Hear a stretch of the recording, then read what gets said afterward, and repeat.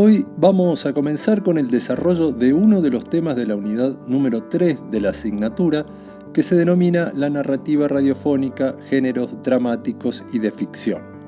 En este video vamos a charlar sobre lo que implica lo narrativo a partir de dos textos que tenemos en la cartilla. El primero es el de Analía Reale y el segundo es el de Irene Klein.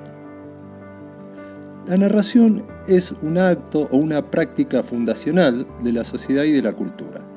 Mediante el acto de narrar una historia o acontecimientos, los seres humanos vamos construyendo y fijando los sentidos en torno a la vida, en torno a nuestra identidad, de la realidad del mundo. Según Irene Klein, los relatos dan cuenta de acciones humanas. No juzgan, no argumentan, solamente narran. Todo relato nace de la imperiosa necesidad que tienen los seres humanos de ordenar la experiencia real o imaginaria y darle un sentido. En tanto las personas dan forma de relato a su experiencia, o sea, al modo en que se vinculan con el mundo, la narración se constituye en uno de los modos fundamentales de organización de su discurso y en el esquema mental que le permite comprender e interpretar el mundo.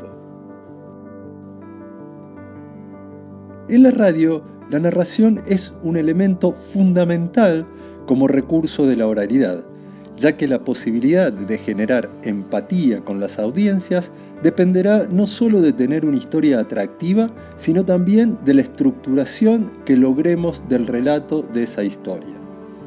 Vamos a ver los elementos de lo narrativo.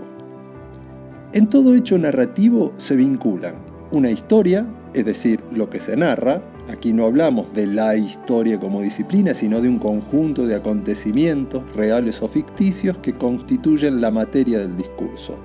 Por otro lado, un relato, es decir, el enunciado narrativo, que puede ser un cuento, una noticia, un tutorial, un podcast, etc. La narración, por su parte, la tercera de estos elementos, es la instancia de mediación entre ambos. Es el acto de enunciación que da origen a un relato. Toda narración se despliega en el marco de circunstancias espaciales y temporales, es decir, en un tiempo y en un espacio.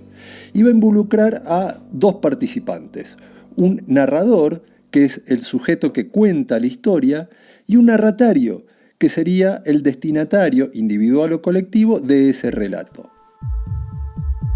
Estas tres realidades, historia, relato y narración, están indisolublemente ligadas y se reclaman recíprocamente. No hay relato sin historia que contar y desde ya no hay relato sin un sujeto que cuente la historia a otro. Pero tampoco hay historia sin relato, porque los hechos o los acontecimientos sin un relato que los ordene, que les dé un sentido, son de alguna manera incognoscibles. Es decir, en el universo suceden millones de cosas, infinitas cantidades de cosas, de acontecimientos, y solamente conocemos aquellas cosas o aquellos acontecimientos que tienen un relato, aquellas cosas que se han narrado. Lo que no se ha narrado, lo que no tiene relato, no lo conocemos. Otra distinción importante que hace la autora es la que se establece, por un lado, entre el autor y el narrador, o enunciador para el relato no ficcional, y por el otro, entre el lector o el oyente, en nuestro caso, y el narratario, que sería el destinatario.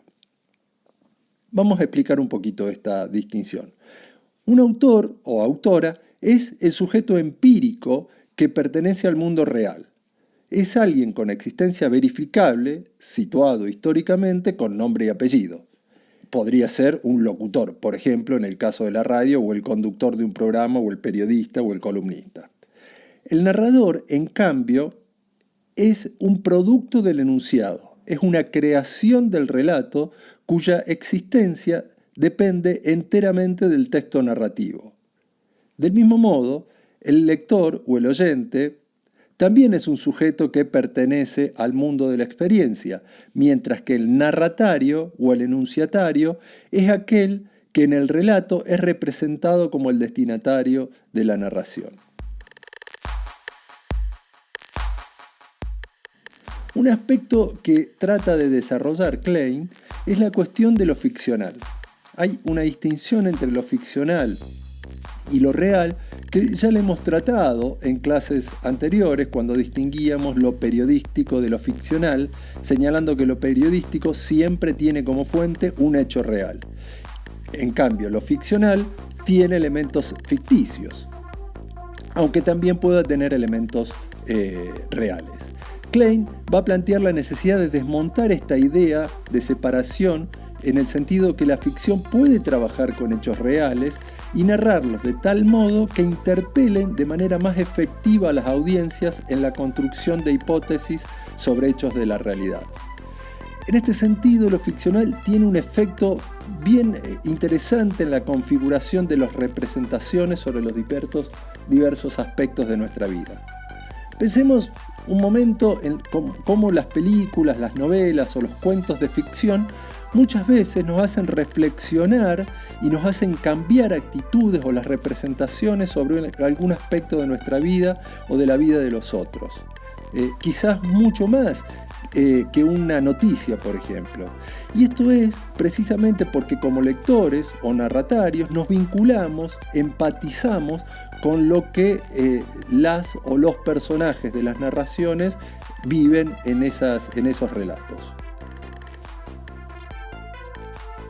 Lo primero en toda narración, siempre antes de empezar a narrar, lo que tenemos que saber es qué queremos narrar, qué historia elegimos para contar.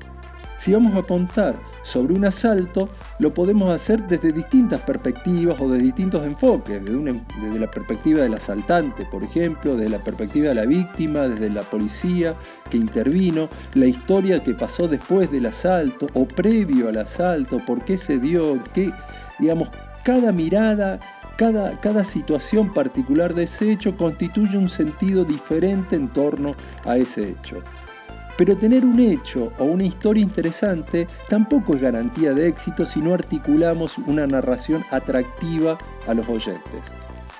En este sentido, el texto de Klein va a distinguir dos tipos de relatos: aquellos que son de baja narratividad y aquellos que son de alta narratividad.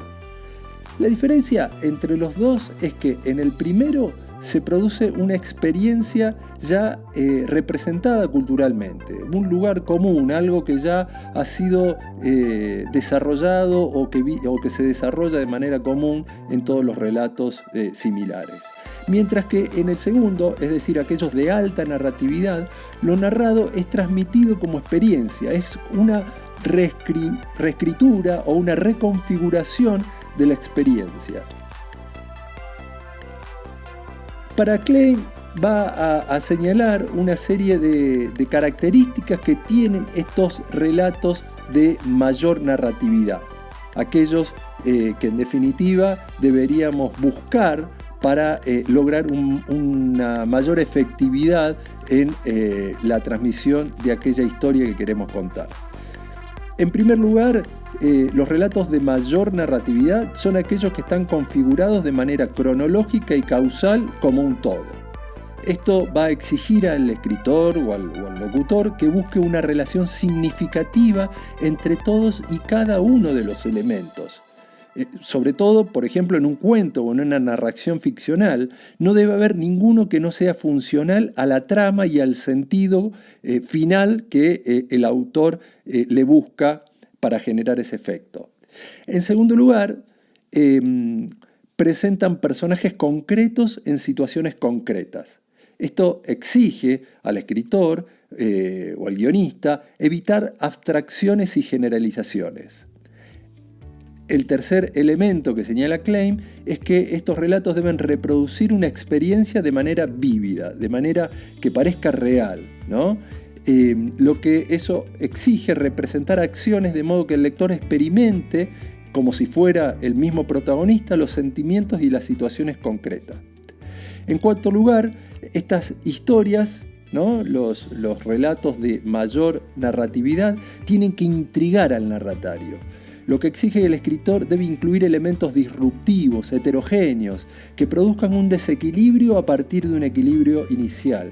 Tienen que sorprender al oyente con acciones y hechos imprevisibles. seducir al oyente, al lector, retaseando la información para suscitar interés y promover una participación activa del oyente. Finalmente, como quinta característica de los relatos con alta narratividad, es que tienen que evitar los lugares comunes. Los lugares comunes, esos enfoques y situaciones que aparecen todos los días en los medios, ya no sorprenden ni generan ningún efecto. Entonces es necesario ser creativos y creativas en el modo en que enfocamos nuestras historias en los programas que querramos hacer. Bueno, de esta manera hemos tratado de hacer una síntesis de los dos textos para que puedan abordar los dos textos que tienen en la cartilla teórica, el texto de Analía Reale y de Irene Klein acerca de la narración. En la próxima clase lo que vamos a desarrollar son algunos de los tipos, las clasificaciones de los géneros de ficción en la radio. Y al igual que en todas las clases anteriores, les dejamos en la plataforma Moodle y en el blog las actividades sugeridas y algunos ejemplos para que puedan revisar cómo se desarrolla la narratividad en materiales sonoros. Será entonces hasta la próxima clase.